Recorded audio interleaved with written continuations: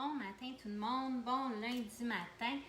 J'avais envie de vous faire une petite capsule sur l'équipement que vous pouvez utiliser à votre maison, dans votre foyer, si vous avez envie de faire du yoga. Alors le yoga, je répète, l'objectif du yoga, ce n'est pas la performance, c'est vraiment de travailler pour soi. Donc c'est faire un travail à l'intérieur, de réussir à cibler des points de tension de notre corps, d'être à l'écoute de notre corps, parce que souvent on fait des actions sans nécessairement penser est-ce que je respire bien, est-ce que c'est facile, est-ce que c'est douloureux.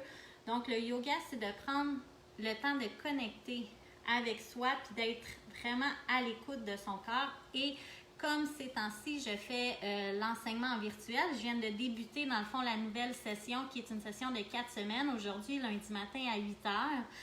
C'était le premier groupe qui débutait et j'avais envie de vous donner des outils pour voir comment vous pouvez adapter les postures de yoga parce que souvent en virtuel, je vais proposer différentes variantes, mais c'est difficile pour moi car je ne suis pas présent physiquement avec vous. Donc normalement en salle, je vous dirais hey, attention, tu vas trop loin, prends un bloc, prends une sangle, mais là, vous êtes laissez à vous-même dans le sens que vous êtes derrière mon écran. Je peux vous proposer de prendre le bloc, mais je ne peux pas vous obliger. Alors, je vous demande d'être vraiment sécuritaire puis de ne pas tomber dans la performance, de ne pas essayer de faire la posture que je fais, qu'elle ressemble à ça, mais plutôt essayer de la sentir dans son corps pour voir est-ce qu'elle me fait du bien, est-ce qu'elle m'étire, est-ce que ça force. Si c'est douloureux, inconfortable, à ce moment-là, il faut soit me faire signe ou il faut ajuster la posture et c'est ce que je voulais vous montrer dans le fond, différents équipements que vous pouvez prendre à la maison. Alors, je vous montre l'équipement traditionnel si jamais vous avez envie de vous le procurer. Bien sûr, un tapis de yoga. Le tapis de yoga, il y a différents styles. Je vous dirais que c'est vraiment comme des souliers. Je vous invite à en essayer plusieurs pour vraiment trouver le bon fit selon ce que votre corps a besoin.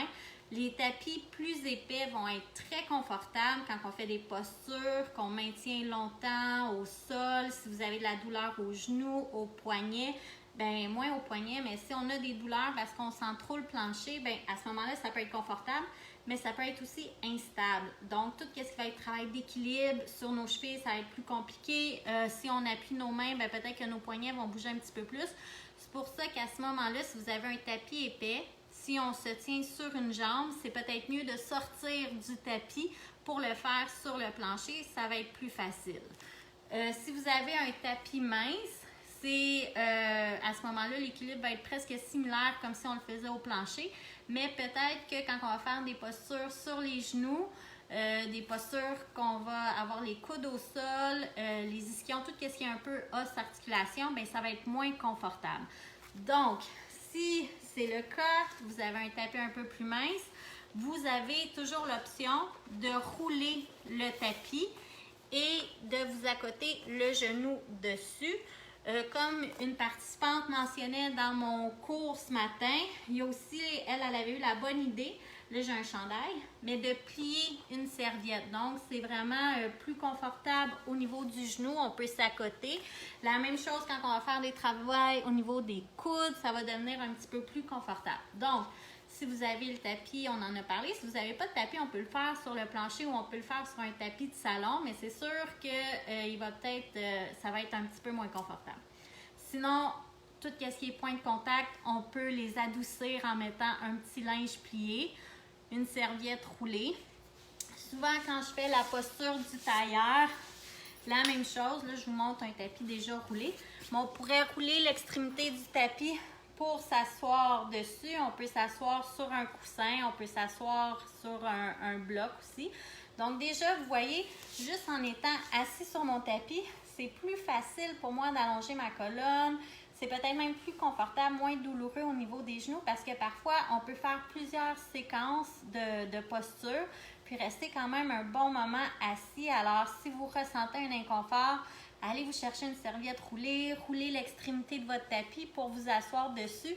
Ça, c'est des petits détails dans la séance que je n'ai pas toujours le temps de dire.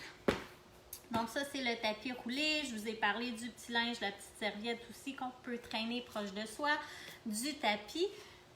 Maintenant, ah oui, j'allais vous parler de la sangle. Donc, si vous pouvez avoir une sangle ou un élastique, ça peut nous aider justement quand que je vous demande, par exemple, d'aller chercher vos mains dans le dos puis que c'est inconfortable, on n'est pas rendu là encore, mais à ce moment-là, on peut prendre la sangle puis ça peut nous aider parce que moi, je veux toujours qu'on ait un bon alignement. Alors, je veux pas qu'on soit tout pris dans notre corps, c'est pas confortable. On ajuste avec un accessoire. Des fois, je vais vous demander d'aller chercher votre jambe, votre pied. Bien, si nos mains ne se rendent pas jusqu'à nos pieds, bien, on a toujours l'option de tenir un peu plus haut. On a l'option de tenir notre pantalon aussi. Mais sinon, avec une sangle, c'est plus confortable. Si on ne peut pas avoir de sangle, c'est correct parce que moi, je ne veux pas que le yoga vous coûte cher. Je veux que ça soit accessible et facile à faire n'importe où. Vous pouvez prendre soit une ceinture, vous pouvez prendre un cordon de robe de chambre, vous pouvez prendre un chandail, un vêtement, un pantalon, puis tout simplement le rouler. Donc là, on a le même effet de sangle. Donc si par exemple, je vous demande d'aller chercher vos mains en arrière puis ça devient difficile, bien votre vieux chandail va faire le travail. Ça se fait très bien aussi pour aller chercher la jambe, qu'on soit allongé au sol ou non. Donc ça, c'est d'autres petits trucs que vous pouvez faire. Puis s'il y a un chandail, tout le monde a un vieux chandail ou une vieille paire de pantalon chez soi. Maintenant, quand que je fais des postures en équilibre, des postures d'appui, peut-être qu'on a l'impression que nos mains ne sont pas assez longues, comme par exemple, pour certaines personnes qui ont peut-être des tensions au niveau du bassin, ben peut-être tout simplement être en fente, main au sol, ça va être difficile. On va avoir l'impression qu'on est bloqué dans notre corps, que nos mains ne se rendent pas par terre. C'est pour ça que je vous conseille de prendre, par exemple, une grosse canne de conserve pour vous appuyer dessus. Donc, déjà là, vous gagnez en amplitude. Il y a la possibilité aussi de prendre un vieux livre, un gros livre comme un dictionnaire. Donc, ça nous aide à être plus confortable dans la posture. À tout moment aussi, j'aime bien me servir de ces équipements-là si, par exemple, je fais des postures en ouverture ou est-ce que si je suis un petit peu moins flexible, ça va m'étirer, ça va être vraiment inconfortable. À ce moment-là, je peux tout simplement m'accoter sur ma canne ou sur mon dictionnaire. Si je fais des torsions également, là, j'essaie de vous montrer toutes les postures que je pense rapidement que je vous fais faire, mais que des fois, un petit coup de main, ça peut aider. Donc, si on est allongé au sol, puis je vous demande d'aller en torsion, peut-être que votre jambe ne va pas nécessairement descendre au sol. Donc, on peut tout simplement accoter la canne au niveau du genou et relâcher. Donc, c'est vraiment là, il faut que vous soyez à l'écoute de votre corps, puis que vous sachiez quand est-ce que c'est le moment d'ajuster la posture avec des accessoires secondaires complémentaires. J'essaie de le dire, je le rappelle, des fois je ne le rappelle pas assez souvent. Donc, n'hésitez pas, soyez pas gênés, adaptez le yoga pour vous et non à vous de vous adapter pour le yoga. Il y a aussi la bonne vieille chaise que j'aime bien, que vous ayez près de vous. La chaise, on peut s'en servir de plein de manières. Elle va nous aider, bien sûr, au niveau de l'équilibre. Donc, quand on est comme aujourd'hui, on faisait beaucoup de travail en chaise, on est allé dans une posture intermédiaire, plus difficile. Donc, à ce moment-là, s'accoter sur la chaise, ça nous permet d'aller chercher l'étirement de la jambe sans forcer au niveau de l'équilibre. On va aussi, des fois, on peut s'en servir comme première étape, dépendamment de la posture, on peut s'accoter sur la chaise pour s'étirer. Quand des fois, moi, je la fais faire, puis ça va être inconfortable. Avoir la chaise près de nous, on peut s'accoter. J'aime aussi bien m'en servir.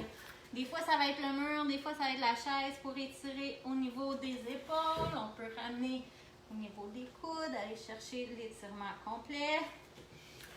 Donc, c'est ça. Alors, si vous êtes dans mes groupes le lundi ou le jeudi, eh bien, je vous conseille, j'ouvre tout le temps la salle un petit 5 minutes avant, de commencer à placer votre équipement, vérifier avec votre caméra l'angle de vue si elle vous convient. Si vous préférez me voir moi, si vous préférez que je puisse vous voir vous, parce que moi, je regarde toujours, j'ai 2 ordinateurs. Et il y en a un, c'est pour vous démontrer les postures, puis l'autre, c'est pour vous regarder. Donc, quand je vous vois à l'écran, ça permet d'ajuster mes commentaires en fonction de vos besoins. Puis, Puis c'est ça, de placer votre équipement proche, de ne pas oublier de garder une bouteille d'eau parce que ça reste du yoga du sportif, donc c'est un entraînement. Il y a toujours une phase d'activation au début, d'échauffement, où est-ce qu'on prend contact avec le corps, on accueille comment on se sent aujourd'hui, on cible des points de tension spécifiques. Par la suite, le gros de la séance, c'est un travail plus actif. Donc, on va travailler notre flexibilité passive, on va étirer tout en profondeur, comme qu'on va travailler notre flexibilité active, où est-ce qu'on va engager des muscles, on va travailler en force, travailler en équilibre également, aller chercher tous les petits stabilisateurs qu'on oublie parfois dans notre corps, qui sont bien présents. Et c'est ça. Alors, j'espère que ça va vous aider à être prête pour le prochain cours. Donc, le prochain cours en groupe, c'est jeudi à 8h. Si vous avez des questions d'ici là, n'hésitez pas à m'écrire. Puis, tout au long de la semaine, je vais vous partager des informations, des petits trucs, prendre de vos nouvelles pour voir comment ça va dans votre nouvelle habitude de vie. Parce que mon objectif, c'est de vous encourager à être actif à tous les jours. Donc, je ne vous demande pas de vous entraîner à tous les jours. Je vous demande tout simplement de bouger, de prendre le temps de vous étirer le matin, peut-être avant de débuter votre journée ou en fin de soirée, avant d'aller se coucher, prendre quelques moments pour se connecter à soi, bien respirer, puis bien sentir son corps. Puis, à force de faire ces petits efforts-là, peut-être un petit 15 minutes par jour, bien, vous allez vraiment avoir une progression dans votre mental, dans votre corps physique. Vous allez trouver votre mouvement plus fluide, vous allez être plus en forme.